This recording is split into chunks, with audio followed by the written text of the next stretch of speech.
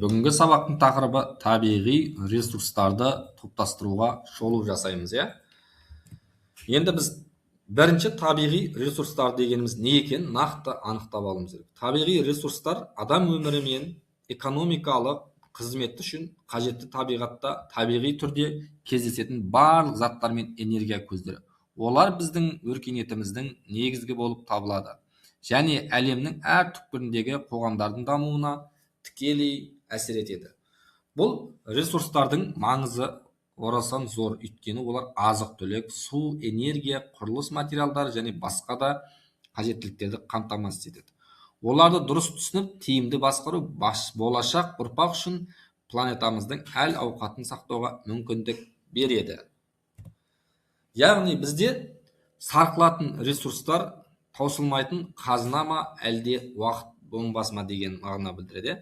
Енді сарқылатын ресурстарға келіп тоқталатын болсақ, бұл адамның тұтыну жылдамдығымен салыстырғанда қалпына келу немесе түзілу өте баяу жүретін табиғи ресурстар. Олардың қоры шектеулі және пайдаланған жағдайда сарқылып қалу қаупі бар.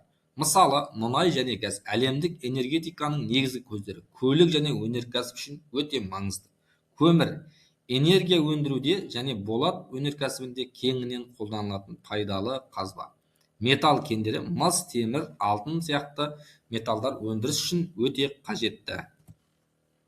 Сарқылмайтын ресурстар келетін болсақ, мәңгілік қуат көздері. Бұл сарқылмайтын ресурстар, бұл адам қанша пайдаланса да таусылмайтын немесе өздігінен үнемі қалпына келіп отыратын ресурстар. Ол жер бет планетамызда үнемі бар және бізге шексіз энергия мен материалдарды ұсынады. Бұл күн энергиясы, су энергиясы, жел энергиясы және геотермалдық энергия деп аталады. Яғни қалпына келетін ресурстар табиғаттың өзін-өзі емдеу қабілеті. Қалпына келетін ресурстар бұл адамның тұтынуына қарамастан табиғи процестер арқылы қалпына келетін немесе жаңарып отыратын ресурстар. Алайда оларды тым жылдам пайдаланса, олардың қалпына келу жылдамдығынан асып кетіп сарқылуы мүмкін, Яғни топырақ, су ресурстары, ормандар және биологиялық алуан түрлілікті айтсақ болады. Сонымен қатар бізде Қазақстанның табиғи ресурстарына келетін болсақ, байлық пен жауапкершілік.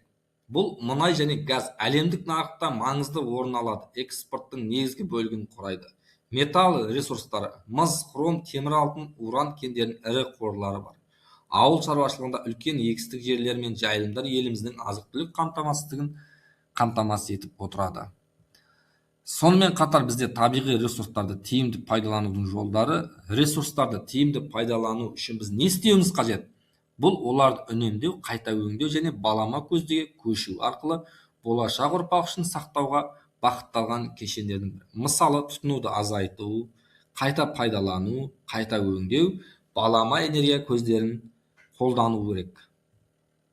Қорытындылай келе, келешекке бағытталған шаралар.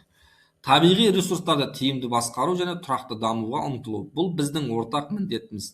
Болашақ ұрпақ үшін планетамызды сақтау үшін әрқайсымыз өз үлесімізді қосуымыз керек. Мысалы, ғылыми зерттеулерге, халықаралық ынтымақтастық және білім және тәрбиеге қосуымыз қажет. Яғни бүгінгі сабақта біз табиғи ресурстарды тиімді басқару жайында толыққанды өтетін боламыз.